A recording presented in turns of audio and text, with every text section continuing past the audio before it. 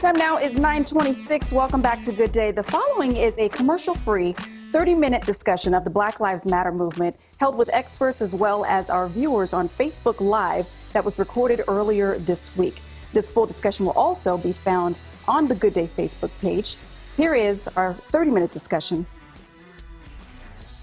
On this Facebook Live discussion, we are grateful that our Good Day viewers, our CBS 13 viewers, and anyone who is watching is able to tune into this. We are opening this discussion to everyone, and we are hopeful that we will have a good discussion and be able to talk about things that will help to heal and bring some understanding around the Black Lives Matter discussion. The idea from this discussion came from a gentleman from Elk Grove, California, who is new to the understanding of what the Black Lives Matter movement is, along with his family. His views changed after the death of George Floyd.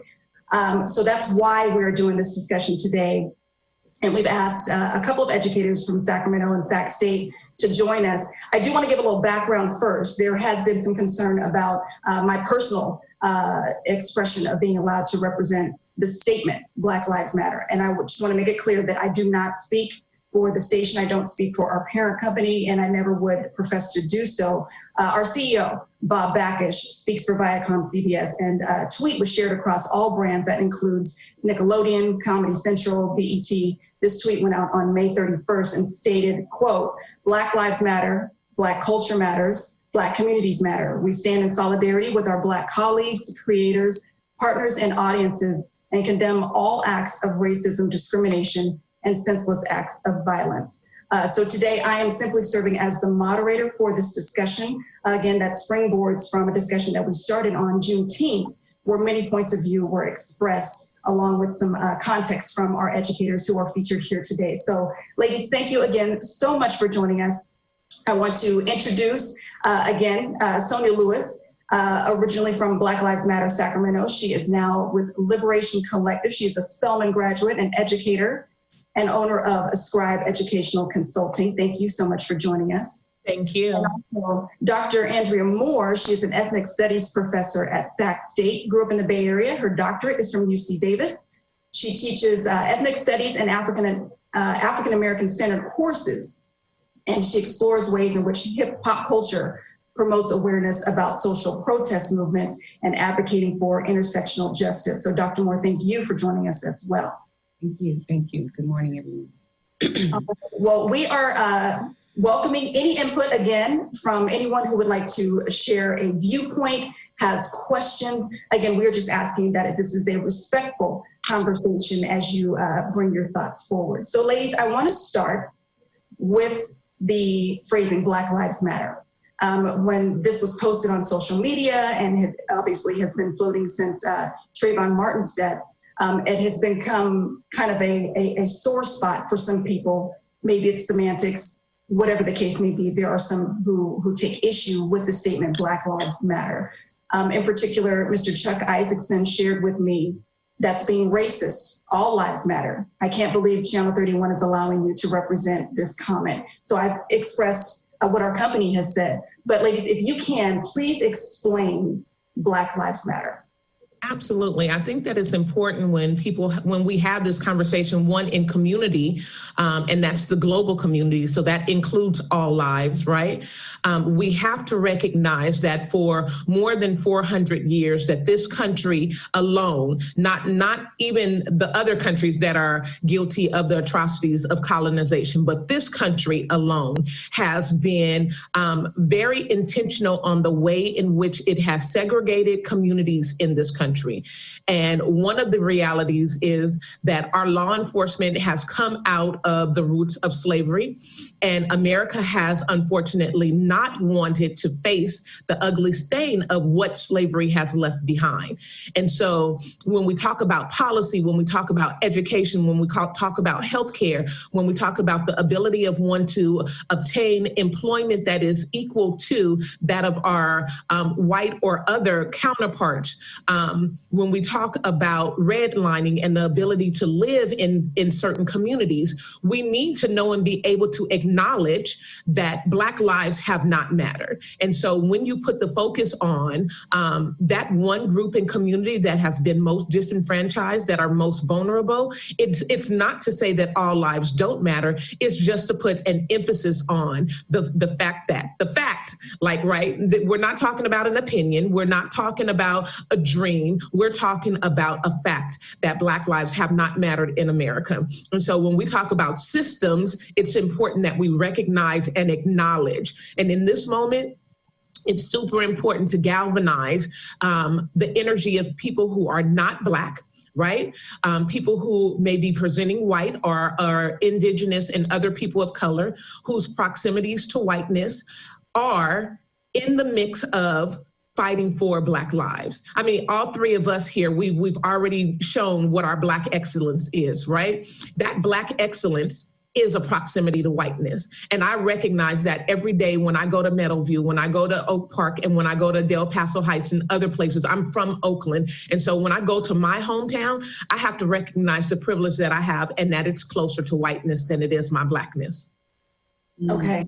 Dr. Moore, can you expound?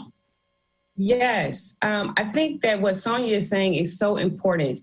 This contemporary understanding or thinking about race and in particularly Black Lives Mattering cannot be without acknowledging the history of Black people in this country. Black people in this country came here as property and then had to fight for a citizenship status. That legal laws, it was legal for them to be considered property. That was legal. That was a legal system that was upheld and supported by many different state laws. So there's this history of being seen as property, then fighting for citizenship, and then not actually receiving the rights that come with said citizenship. We also have to acknowledge that when we say Black Lives Matter, we didn't hear other groups of ethnicities arguing, Brown lives matter, no Asian lives matter. That actually came from a particular place. That came from this idea of whiteness being threatened, which had absolutely nothing to do with Black lives mattering. As Sonia was saying, we're trying to put a light on the fact of, let's look at this from a topographical perspective, people. If we were looking at the United States of America and studying the way in which the humans have evolved and how they interact, what we see is that the ones that are of darker hue, and that again includes, and I acknowledge the privileges that come with this particular skin, the ones that are of darker hue experience the level of genocide that the other groups just have not. The ones that look different have been taught to acknowledge this difference in a way that creates a hierarchy. And when we understand and focus on just like looking at all of these different groups of humans and how they have been treated in this country, what we have to acknowledge is Black genocide. And so when we say Black Lives Matter, it comes from this vein of looking at our Black selves and our Black family members in ways in which their lives historically have not mattered. From property to abolition, and I could keep going on and on. We have been fighting and saying Black Lives Matter in different ways. Okay, so at this point, I do want to ask you ladies, there's been coverage, wall-to-wall coverage, obviously since George Floyd's death. But this has been an issue that is not new to our country. Betty Williams, who is the president of Greater Sacramento NAACP, was interviewed by one of my cohorts, Felina Jones. And she said, speaking to George Floyd, it's a pain unimaginable what this is to us as a public lynching. Can we speak further to the effects that this and other deaths have had on our community as a whole? Ooh, absolutely. I mean, I think that we've gotten to a place, and I don't think that it's our generation. I think that it's been ongoing, as Andrea and I have been alluding to, that this is not something that has happened overnight, but the desensitization of Black bodies being murdered in public has been something that is a part of the country's history since lynching, right? I mean, since emancipation. And so when we talk about the viewing of and folks gathering in center squares and putting on their Sunday's best and gathering their picnics and their children to go and watch someone literally be murdered, today's cell phone camera is now that image. Today's cell phone image, because we feel so we feel helpless in the moment, right? I can't imagine the young lady in Minneapolis who took that video, who now, by the way, is getting death threats, who now, by the way, is living in community very unsafely. But when she took that video, feeling the helplessness of not being able to help George in that moment, that is how we have desensitized the death of Black bodies, the mistreatment of Black bodies, the trauma that is put on us in a very public way. And so we have to address that this doesn't happen just to anybody.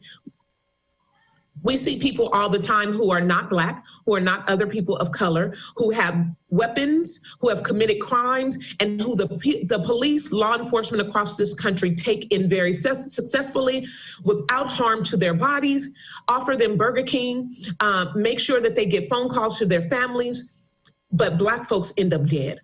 Yes. And so we have to really examine that.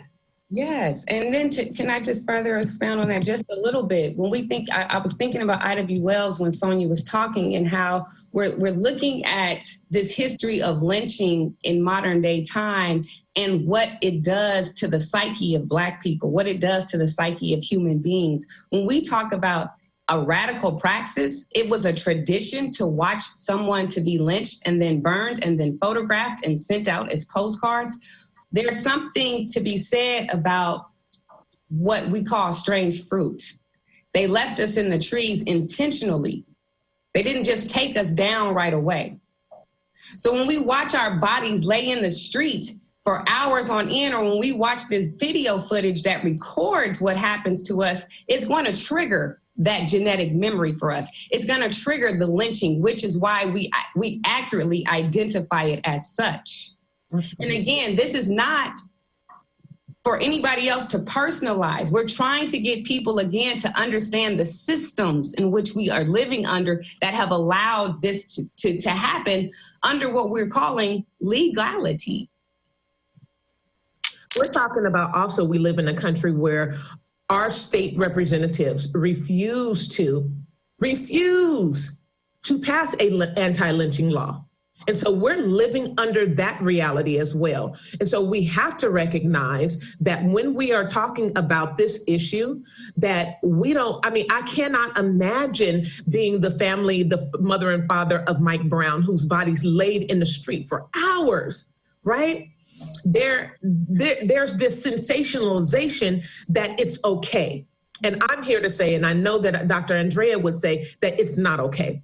It's so much not okay that we have to begin to examine what what the effects are on not just us psychologically, but our physical manifestation of our being, right? Dr. Joy DeGruy wrote a wonderful piece called Post-Traumatic Slave Syndrome.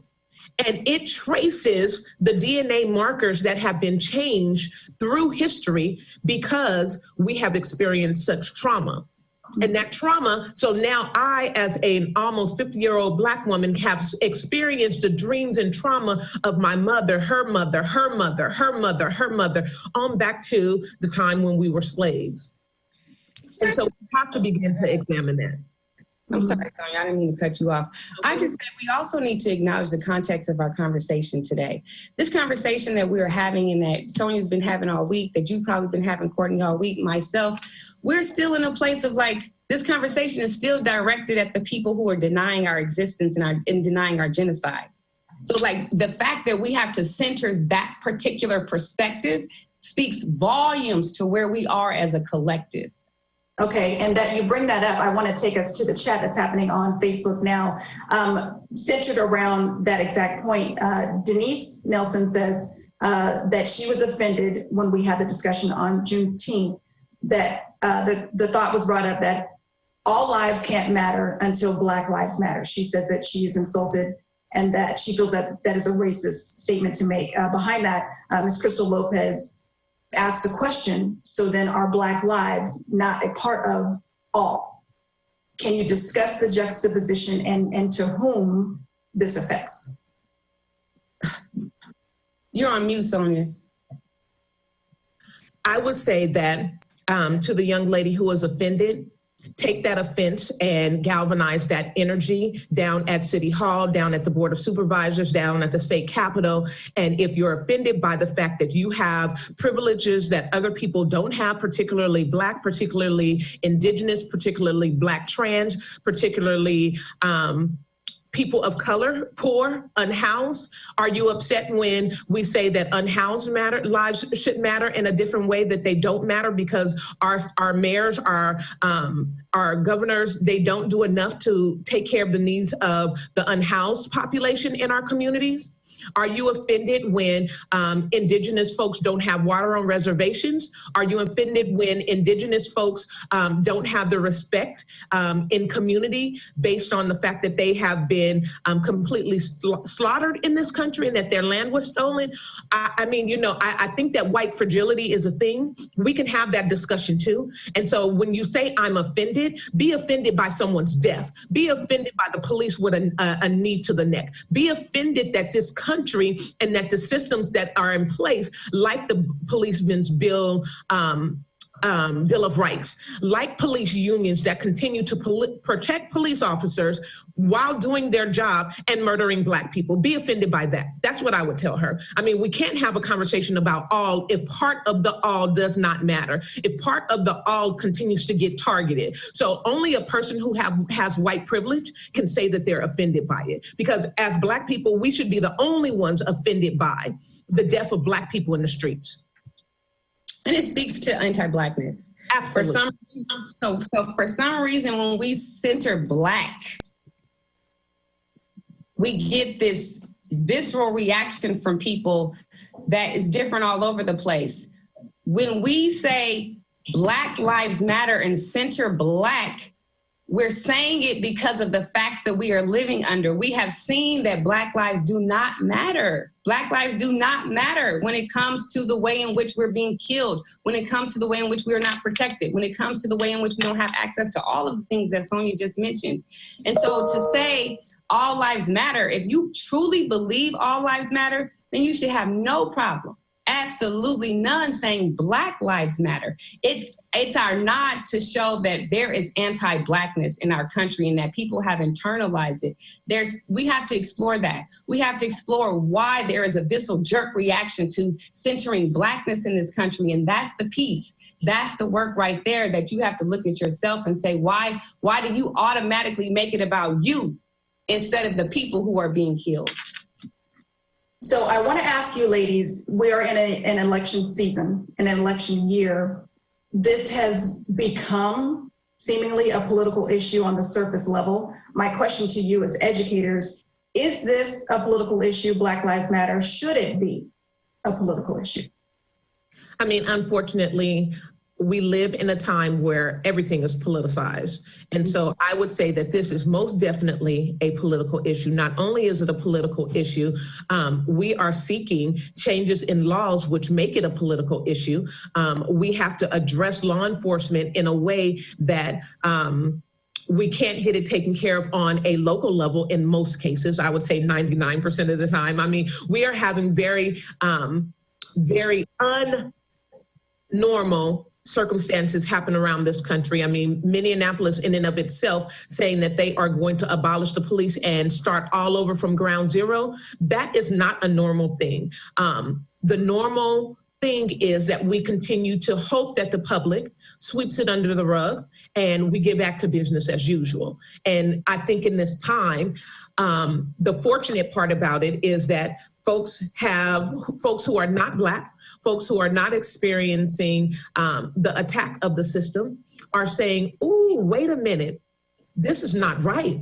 And I'm going to do whatever in my power, my proximity to whiteness, I'm going to use my privilege to make sure that the laws change. And so if that looks like getting 45 out of office, if that looks like changing on a local level who our sheriffs and our district attorneys are, if that looks like we need to institute new ways of policing the police, basically from a citizen's perspective, if that looks like changing who in community can hire and fire police officers, we are looking to do those kind of things. So most definitely those are political things. Those are the ways that we change the way in which people in general are interacting with one another. All right. Yes. Looking at the, I'm sorry, Dr. Moore, did you want to add on? I just wanted to simply say, in what we are paying attention to is our political leadership right now. And we're paying attention to our political leadership in how we do not want them to capitalize or appropriate Black Lives Matter. Similar to these corporations who have now got on board with adding Black Lives Matter to their branding. What we have seen historically, I was just reminded of this yesterday, is that when we see national uprisings like this happening, or uprisings happening like this that center a Black perspective or Black rights, we've seen our capitalists throw dollars to appease and quiet down the protesters and the folks who are on the front line, to keep us so focused, in this case, in the field that I'm in academia or in education, instead of addressing the areas that Sonia was just mentioning. So we don't want our politicians to think that they can throw dollars at us, because those are empty gestures. We are going to be looking at your track record and using that to discern whether or not you truly understand Black Lives Matter, and if you really are trying to make sure that folks have access to equity, which is different from equality. Absolutely. Absolutely. And I would just add that when we're holding our elected officials accountable, to just expound a little bit of what Andrea is saying with respects to performative politics. Performative politics took place a couple of weeks ago at Cesar Chavez Park, when our mayor got on the microphone and he said Black Lives Matter, when just a year prior, my Black life was kicked out of city council multiple times because, and others, because he felt like there was not enough decorum. And I don't know how to not be an angry Black woman when Black lives are being murdered in a public view. I don't know what decorum gets thrown out of the window, right? Professionalism gets thrown out of the window when we're talking about humanity. And I'm of the thought that humanity trumps everything. And so if we're talking about our elected officials, we have to hold them accountable to the constituency that they represent. They have to serve all of the people. I use as an example, when I'm having conversations in community about this topic, we have an elected official at our state level representing us here in this district of California. I can remember being a teenager in the community of Meadowview, and other folks in this county can also chime in to this fact. Not a myth, not something that is made up, because oftentimes when we talk about anti-Blackness, they say, a response to that is very much gaslighting, like, did it really happen like that? Or that person's not racist. I know them and I've known them for years. But we have an elected official. I want to name his name, but let me just tell the story. When I was 18 years old, he was a cop with the Sacramento Police Department. He went on to become the sheriff of the Sacramento Sheriff's Department and is now an elected official. You can put two and two together and figure out who he is. And he happens to be a Black man. And when I was 17 years old, my sister and I were driving in the community which we lived in. There supposedly was some intercommunal violence with a drive-by shooting, and I was driving a white Oldsmobile at the time. We were pulled over, guns were drawn at our heads. Two girls, 17 and 15. We were ordered to lay on the ground. I refused. I said, I'm going to sit here on this curb, but I'm not laying on the ground because I'm not a criminal and you're not going to treat me as such. And the things that came out of his mouth in response to my refusal were extremely threatening. But I didn't know any better, because what I knew is that something inside me said that this is not right and that I'm not going to accept this treatment. But we have elected officials today who have that kind of dirty past, and we need to stop allowing them to dictate who and how and what the policies look like to represent us. A colleague of mine recently said, California is a very blue, quote unquote, progressive state, but it supports and backs red policies. So we have to really and truly look at how we have come to a place where we're considered progressive all across this country and throughout the world, the fifth economy in the world, but we support red politics every day in this state. And so we have to say that we're tired of that as well. The performative politics is over. And ladies, I want to point your direction to our time. We've got just under about 5 minutes left here. I do want to bring up CBS this morning's Tony Tacopol did an interview with Ibrahim X. Kendi, one of the authors who is on your suggested list. One of the things that Ibrahim said was, when people say, I don't see color, that's problematic. Can you explain? Go ahead, Dr. Okay, I'll start with that one. So first of all, we know that to be a fallacy. That's just an inaccurate statement. We see color if we have been blessed with sight, if we can see with our eyes. When I'm driving in my car, I know the light turns red. I know the light turns green. I know the color I put on my shirt today was a black shirt. Now, part of that is people not understanding the social construction of race and then thinking about crayons and different colors. We're talking about human beings. And so if you're going to say that you do not see color, that is fine. But what you are also then going to be held accountable for is that you are ignoring and denying the racism that people have experienced in this country. And while we're centering the Black experience, you're denying and erasing the racism that Black people experience in America and in the world, period, across the globe. And it's what we call a polite racist statement. Right. Dr. Addie Ellis wrote an article about being an ally is not enough. And so she broke it down to there are 4 types of white people in the world. One, there's the racists. Those are the people that we know are racist and we can deal with them because we don't want to spend time and energy on them. Then there's the apologist. The apologist is a person who will say things like, I don't see color, or they'll say things like, if you protest a little bit more politely, maybe change will come. If you change the tone of your voice and not be so angry, then people will listen to you. That's an apologist, right? Then there's the ally. The ally is a person who will throw dollars at a movement. They will put up some hashtags on their social media. They will even show up at a march with signs and they will be, in that moment, but they're really not affecting change. And then there's the abolitionist. And that is a person who knows and understands that at the core of our system, it is completely broken and it needs to be broken down. It needs to be rebuilt. And so when I think about us in community, I take that a step further because there is an ally. And granted, an ally does not do enough. An ally is someone who has to be prodded based on a request from a Black or Indigenous or person of color to come out and be a part of this movement. But I would also say that there's a comrade, and a comrade shows up more readily to respond to issues of injustice. But there's also an accomplice. An accomplice is my favorite type of person when we're talking about the liberation of Black lives, because an accomplice will get their hands dirty. An accomplice will put their lives on the line. They will sacrifice for that of Black lives. They will put themselves physically in between that of themselves, that of law enforcement, and that of a Black person. And so when people say things like they don't see color, when I want people to begin to check what their sensibilities are, because this idea of white privilege, this idea of white fragility is a thing.